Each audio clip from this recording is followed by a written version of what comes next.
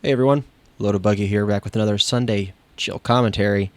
And I had actually previously used this footage in a different commentary that I recorded, but I was using the old equipment that I had that was giving me some technical issues. I'm sure some of you have heard it if you've been watching my channel from the start. You've heard some of those like zzz, out of nowhere, and it just kind of goes crazy. But yeah, I used this footage to do another video, and I had a couple of those problems in there, so here I am deciding to just kind of start from scratch and reuse this good gameplay, or this gameplay. I don't know if it's any good actually. I just know it's a free for all in Modern Warfare Remastered, and you know how much I love COD4 for Sunday chill commentaries. But anyway, I'm using this footage again. That way, I actually get some usage out of the stuff that I'm recording. Otherwise, I just have to scrap this thing and call it a day. So. But anyway, today, of course, it's a Sunday chill commentary. There's nothing really official on the docket, but as soon as I booted up this COD4 gameplay, it kind of made me want to go back a bit and talk about, where I discovered Call of Duty 4 in the first place, and kind of what the scene was like back in the day whenever I was learning about these games altogether, because Call of Duty 4 was my first game in the Call of Duty franchise, and I absolutely adore this game. I really love the remaster too. I think it's a great remaster, absolutely phenomenal remaster, if I say so myself. Nothing beats OG COD 4, but I really like the remaster as well, and I'm glad that both games are populated, so I get a little bit of mixture of both. If I wanted a higher fidelity and a little bit nicer graphics, or if I wanted the OG crisp, delicious COD 4 feel, I get the best of both worlds. But anyways, back to what I was talking about here. I kind of wanted to set the scene a little bit, if you will. So this was like the summer of first of all, what the heck is that guy doing in that corner? Uh, that's an outrageous spot to just be hanging out in. I was blown away whenever I was playing this match at the time and saw that guy just chilling in the back there, and that guy too, just completely blending in on on the floor. This was a pretty wild free for all match, but it ended up being a pretty good time. That's three times in a row, actually, I think. Oh, no, that guy was on the building. Anyway, back to what I was saying. So in the year of 2009, the year of our Lord, 2009, I had just moved out to Arizona, and I really wanted an Xbox 360. We had moved out the year prior, and we were having a good old time, but the Xbox 360 was really important to me for this the Christmas at the time, for that Christmas at the time, because I wanted a 360 so that I could play with my best friend in Pennsylvania, from where I moved from, and so my parents very graciously obliged. We ended up getting an Xbox 360, and I got myself a copy of Call of Duty 4. This was something that they had chosen for me, but they had given me a copy of Call of Duty 4, Halo 3. Those were like the two big ones that I got, and I think there's like a Madden or something as well. But of course, I've played Halo 3 out the wazoo. Like, that was mine and my friend's go-to game. Every single Friday after school, I would go to his house, and we would play Halo 3 custom matches, Halo 3 matchmaking. We'd play like Jenga or Infected, and, just all kinds of the peak Halo 3 goodness is what we would play. So I wasn't really interested in playing too much of Halo after I had, played it for a few weeks after getting the 360. So I'm like, you know what? Let me try out this Call of Duty 4. So I put it in, went to multiplayer, and I was lost, man. I was utterly confused as to what the heck I was looking at. I mean, I kind of got my bearings a little bit, but I was really confused as to how I should approach this game as opposed to something like Halo. It's a completely different game from something like Halo. So I went to the YouTube, go ahead and I searched Call of Duty 4 tips and tricks. And who did I find right there? First, front and center, was the old OG Blame Truth. And he had lots and lots of tips for this game. He basically, watching him and XCal especially, those two taught me everything that I think I know best about Call of Duty on how to win games or play relatively well. I learned from those two guys, those strategies. I'm talking all kinds of jibber jabber. The strategies that I had learned from those two guys. From word of mouth, I had heard from, gosh, this is a Sunday chill commentary, so I'm not re-recording this crap.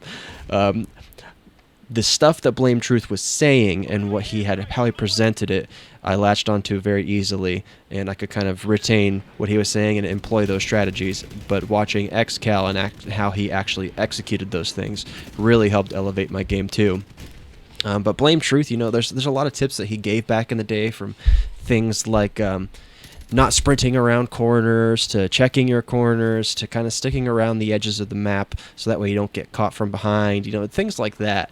He had taught me those strategies that I still utilize to this day. Whenever I play free-for-all especially, I'll just be doing laps around the map, trying not to sprint around too many corners, surveying my area. And you see me do this in this match right here. I'm literally just sticking around the edges of the map, surveying as I go, picking off guys as I see them, bada boom, bada bing, and then that's just kind of how it works. It's a really tried and true method.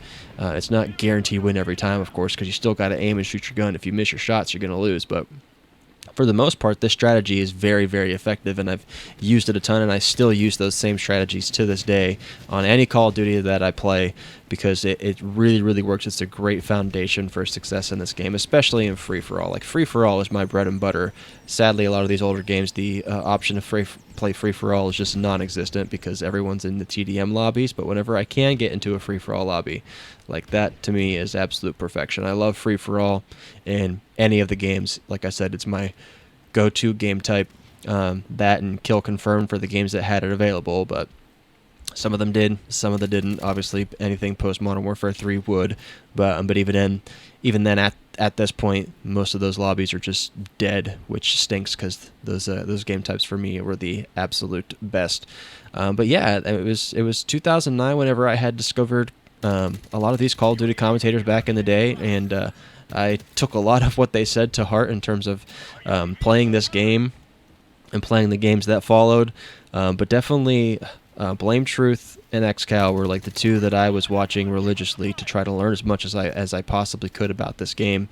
Obviously, I kind of learned what the go-to guns were from Blame Truth, and because he had used the AK-74U in lots of videos, the M16, of course, the M4 that I'm using here, and I still use a couple of his setups that he had recommended, like his 74U stealth setup with the dead silence, UAV jammer, bandolier, a suppressed AK-74U. Like, that's one of my favorite setups. It's just really, really fun to use. And I remember back in the day, I would use the M16, and I would use an ACOG sight on it. Like, that was my go-to weapon when I first started playing this game, and it carried me to maintain at least a 1 KD.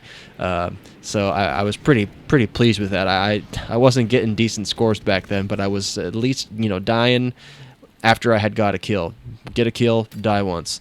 And it worked out well for me. But when I finally decided to prestige, I put the ACOG behind me, moved on to the red dot because it's just a much more effective sight for the M16, and especially in this game, because at least at that point, you can zoom in real quick and get somebody close quarters or medium range a lot faster than you can, and easier than you can with something like the ACOG sight.